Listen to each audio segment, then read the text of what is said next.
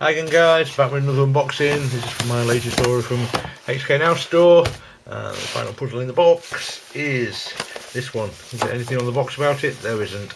Kind of another one that's going to have to be stickered by me. Oh well. It's an opportunity to play with it and break it in and things as well, so it's not too bad. And again, I don't mind sticking it. I used to hate sticking puzzles, but these days I don't actually mind, because I'd rather have that than have to have a puzzle that was stickered badly in the factory. I'd rather spend a little time myself. So here it is. This is one that we've been waiting for a while. This is Eric Vergo's Pentagram. Looks a lot like a Star Minx at first glance.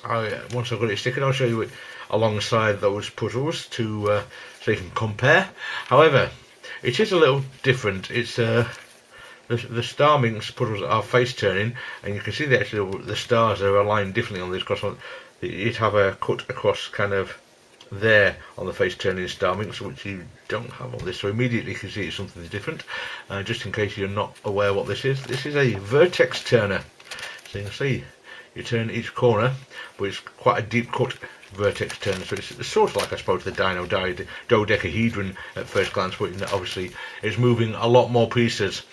You're taking sort of 4 star points plus these inner edges plus these corners on 3 corners on each face. So you're moving a whole load of puzzles. It's actually well, that turns very nicely out of the box straight. Well, the first corner to turn it does anyway, but oh, that one's a bit different. Pure random luck that I got a good one, I think. But no, I mean, once it's turning, it turns very nicely. It feels a lot better than the things like the Bauhinia at the moment. Once it's turning, it feels a lot smoother than the Bauhinia. And it looks fabulous too. It's going to look great in my collection.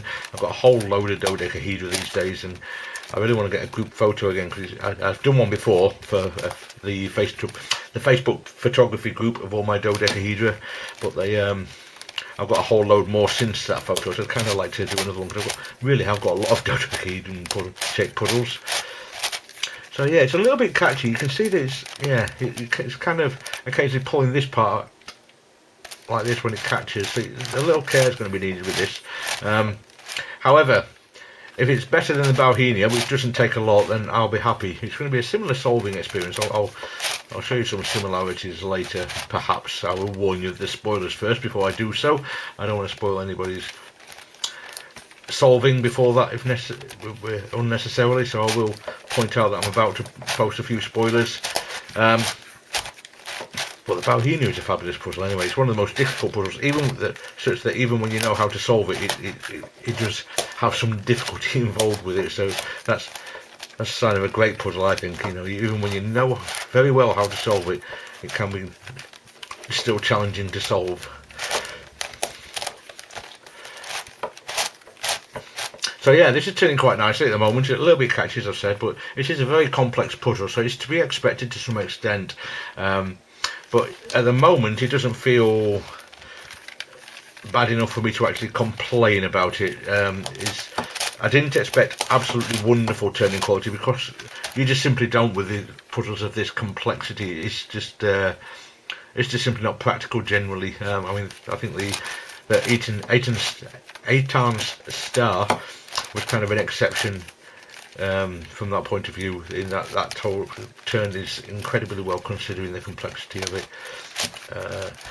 But anyway, I will go away and sticker this, and I'll come back to you with some more thoughts once I've done that. So as you can see, I've now got the Pentagram stickered. Looks really nice. Minor issue, it's got the new mf8 colour scheme with this kind of pastel-y purple colour and pastel-y yellow that I don't particularly care for. I much prefer, like the Bauhinia, where you've got a nice dark purple, a different kind of light blue. I think the green's about the same. The dark green is slightly different, and yeah, I prefer the older colour scheme, and this yellow is a bit lighter than normal, but it's not a great big deal or anything. It's just a slight personal preference, but not my favourite. But anyway, so yeah, it's stickered, as you can see. As I showed you earlier, this is a vertex turning puzzle, and in a similar vein to the Bauhinia, as you can see here, also a Vertex Turner puzzle, and you'll see that if I keep my hand out of the way. I actually solved this week just to kind of get a bit of practice in the solving method, because there are some similarities. I'm going to ignore the spoilers that I said I might say earlier, so don't worry about that. I'm not going to talk about that. This is the wrong kind of video to be giving spoilers, so I'm not going to do what I was planning to previously. I've just noticed actually I haven't put the mf8 logo on. I must find that. Can't see it at the moment, but I must find that and put it on before I throw all my used sticker backing and stuff away. Not that it matters, because the gold logos always wear away before I finish the first solve, but whatever. I always put it on anyway. So yeah, the reason I've got these other puzzles here, obviously I've just shown you the Bauhinia. I wanted to show you that they're both Vertex Turners, and the other puzzles that I've got here are both the star mixes. So I've got the Dino Dodecahedron star mix. I can't remember which was which now. Ah yeah, that's the face turner. So this is the Dino, which is also a Vertex Turner, but much shallower cut, much shallower cut, and it's actually got a bit of a different face pattern as well. But obviously they look quite similar. Let's put them the same way around. You can see that the star pattern is actually kind of a different way up, whereas the points of the star point to the corners of the puzzle on this one. On this one they point to the centres of the edges, so it's different kind of cut pattern. And also with the face turning version, which does the same thing as the Dino, the star points point at the corners, so they are quite a different puzzle. You can see that they are going to be very, very different to solve. I don't think there's any real similarities between them, but I just wanted to show you the differences with the similar looking puzzles. This too is a jumbling puzzle, much just like the Bauhinia. It's probably kind of quite trivial jumbling. It doesn't really affect the solve at all, and it bandages so quickly that you're probably not going to be able to jumble it very far. Is that the right position? It is. There you go. So if you turn one face and then bring this back, you can see that you've got some jumbling going on, but it is then heavily bandaged. You can't then turn this vertex over here because it's blocked by this piece. So yeah, you can't actually do much scrambling whilst it's in its jumbled state. So it is quite a trivial thing. It is on the Bauhinia. It's easier to return because you can't split those pieces up very well. The sections, they get jumbled. Turning with this is still not great. I've tried to do some breaking in. I haven't lubed it yet. However, what's causing issues with this, I can see very easily early on, is if you see in the centre of this edge piece, you've got 1, 2, 3, 4, 5, 6, 7, 8 pieces which all have a sharp edge, and which means that those 8 sharp edges all meet at the same point at the start and end of every turn, and you've got 3 of them around the turning vertex, the actual slice that turns. There's 3 of those sections where there's 8 points that meet. So each time you try to do a turn, there's a chance that one of those sharp points will overlap with another sharp point and lock up and cause a catch or a lock up. So you can see there what's happened is this sharp point has slid in the wrong side of this sharp point, and that's pulled pieces apart and caused a lock up. Just pop it back into place and it'll carry on turning. So that's the issue with this. I found that on, I think, every puzzle I've got where you've got sharp points that meet, you do have these issues. From 3D printed puzzles to mass produced puzzles, I've got several of them that have these things going on, but they all do the same thing, that basically the sharp point hasn't got much tolerance, and it's very easy for it to slide the wrong side of the piece, and then when you try and turn things, it won't turn, it just blocks it completely. And there doesn't seem to be much kind of rounding off on these either, so there's no kind of extra room for them to slide past each other. But so it's just going to be something you're going to have to live with this puzzle, I think. But once a piece is turning, it turns really nicely. It's just that you've got some lockups that happen to stop things turning.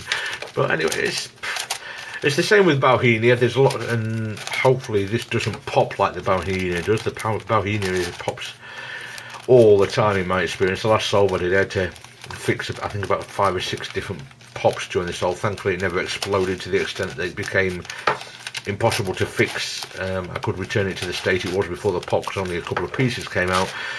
but I have had in the past complete explosions and have to do the full reassemblies on it. So hopefully we don't have that problem with this one. And this is going to look a complete and total mess when it's scrambled. It's going to look fabulous.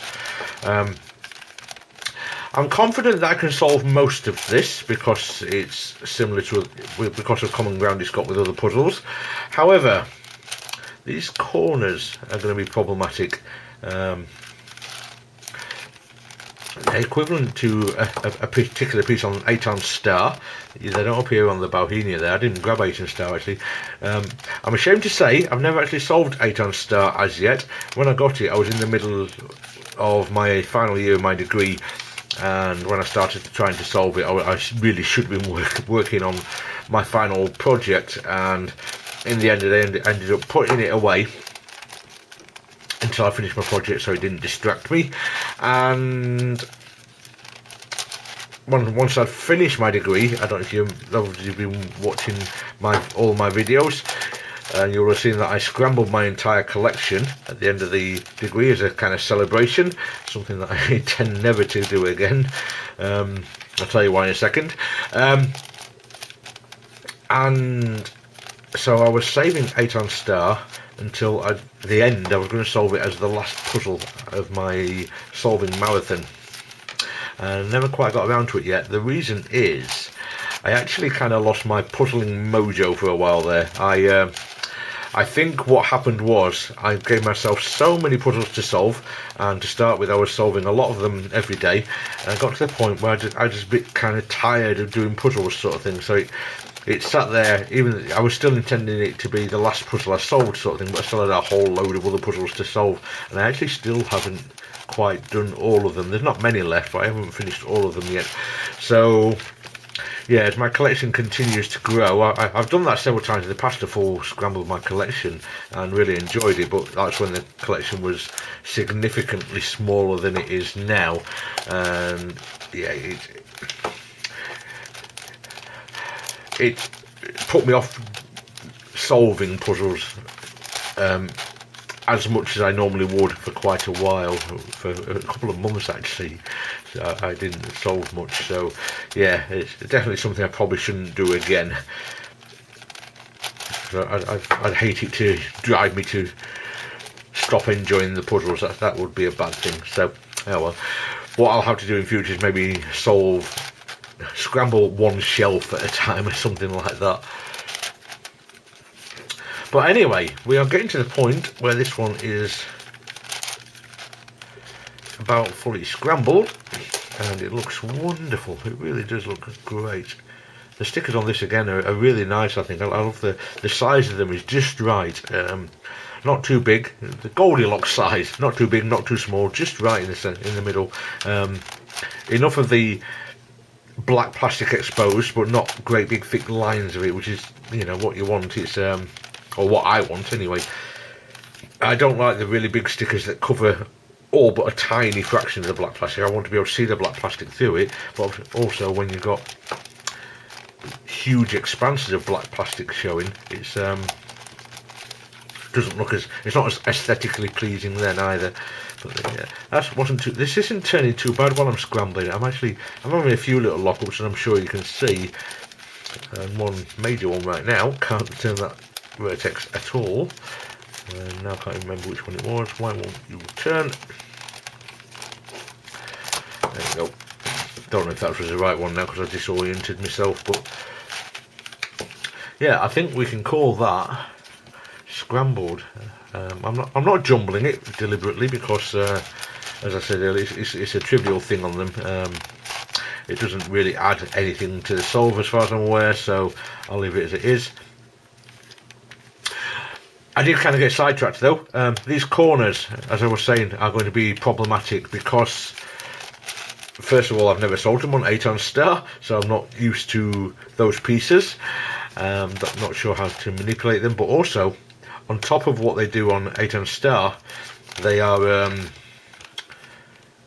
have orientation which they don't on 8 star, and that's going to also make them more difficult to solve as well. However, I mean, you can change the orientation quite easily, I imagine. If you can do a 3 cycle, then twist the corner, then do a 3 cycle back again. But anyway, we're getting to the realms of spoilers there. That's assuming, of course, I can find a 3 cycle. I didn't actually play with this before scrambling it, which I should have done to see if I could find any. But oh well, it's done now. Not a lot I can do to undo it without solving it first. So I will go away and attempt to solve this. I think I'll probably upload this video before solving it. I think, yeah, I think I will. I'll upload a video of this one, because I know there's a lot of people who want to see this puzzle